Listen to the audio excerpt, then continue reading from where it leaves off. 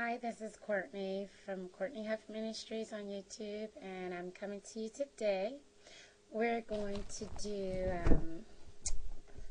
a little study today on, I would call it feelings and emotions. I haven't really named it anything per se. I'm just going with something that has been working on my own heart. So I'm coming to you guys with it today.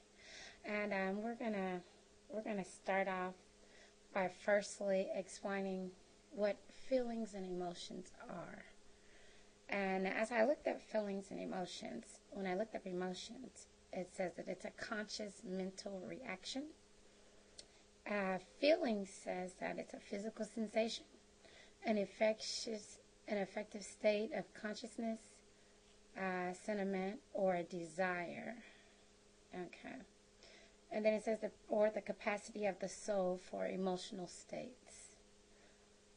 Today, I'm thinking what we're going to address is actually having to move past your feelings and your desires or your emotions and just getting right to what God has for you to do in the kingdom. This is something that's really true to heart for me today, being that since I just started this YouTube page, I've so often guessed and questioned, Lord, do you want me to do this? Or Lord, do you not want me to do it? Which is something that a lot of you will find when you start something new. You'll always be guessing, Lord, is this for me to do or is this not for me to do? But today we're just going to move through some facts about feelings and emotions and what the Word talks about when it comes to ministering, serving for the Lord. One of the scriptures that works good for me that I look at when I'm dealing with feelings and emotions is 2 Corinthians 1:8, because it often makes me think about what it will cost when it comes time to actually truly being a disciple of the Lord. And the disciples would say this, that they knew exactly what it would cost. And one of the things that they said in 2 Corinthians 1:8, we do not want you to be uninformed, brothers, about the hardship we suffered in the province of Asia. We were under great pressure, far beyond our ability to endure, so that we despaired of life itself. And that's when I'm able to read that, it makes my little thing of thinking, oh, let's go get on the internet and talk about the Lord and try to disciple from the internet. It makes it become such a simple little thing to do.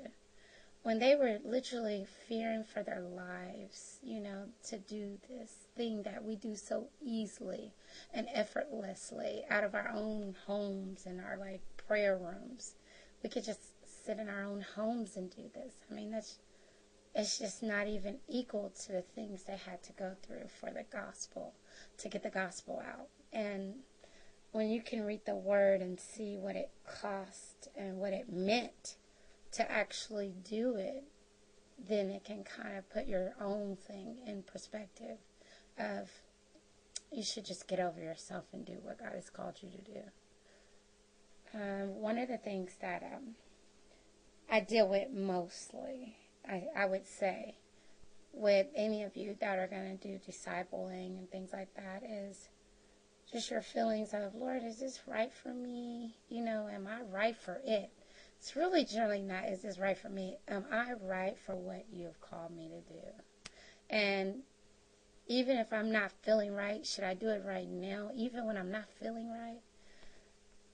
And the answer is yes, because when you do it, if you're able to go and pray about it and to do it in spirit, then it doesn't matter. It's not to be done in flesh. Flesh meaning your emotions, your feelings, and your own self. When you do this, you literally should be doing it in the spirit realm. You should be doing it in the spirit, not in the temporal, which is, what we see and hear and things that affect us, that are around us. That's a temporal. We shouldn't be judging whether from that position if we should do this, because it's a oneness in the spirit, and each and every one of us that have given our life to the Lord have that spirit living in us.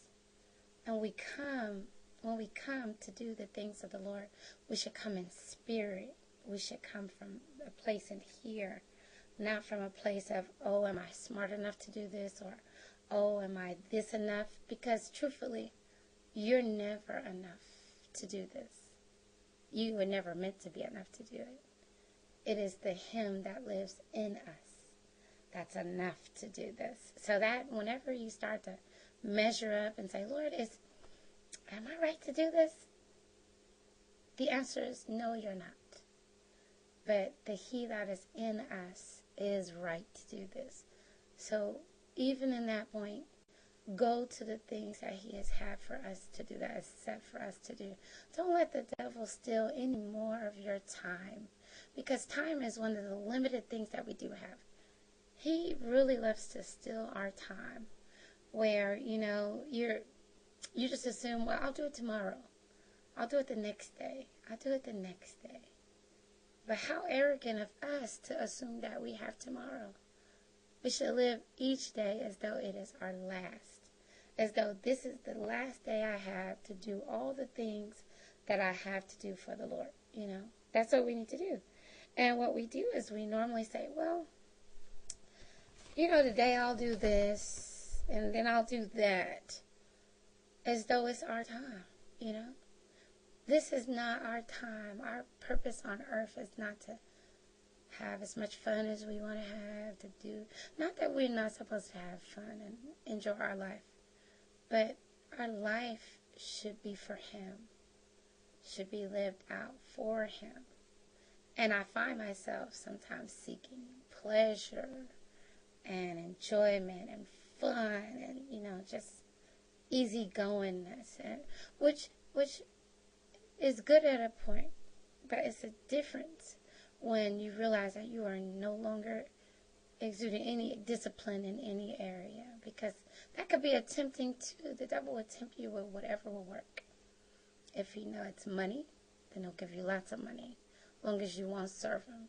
If it's pleasure and relaxation, he'll give you amazing, wonderful vacations, as long as it works. Whatever will work, he will tempt you with it. And these are temptings of the devil to bring you off task for what the Lord has set for you to do. Because there is actually a race for you to run on this earth. I mean, believe me, the God of all, the Almighty Lord, our wonderful God that knows every hair on our head, knew what we were coming here for. He knows. Like Jeremiah 29:11 says, I know the plans I have for you, the thoughts I have for you, a plan to give you a future, to give you a decided end, a plan to prosper you, where He has a plan. And when we live daily, not even consulted with the one that has the plan, then I would say we're living haphazardly. We're wasting our days away. Although it may be for the short time that we receive our, happiness, over time you'll realize that those are empty pleasures. That's why they're called empty pleasures, because they can never fulfill the things that the Lord has for you. You can throw money at things and have a great day and a great week, but when it's over, it's over. But when you throw yourself and you throw the things of you into the Lord, when it's over, you still have the residue of His Spirit over you, His fulfillment in your life, His wholeness, His stability in your life, His joy.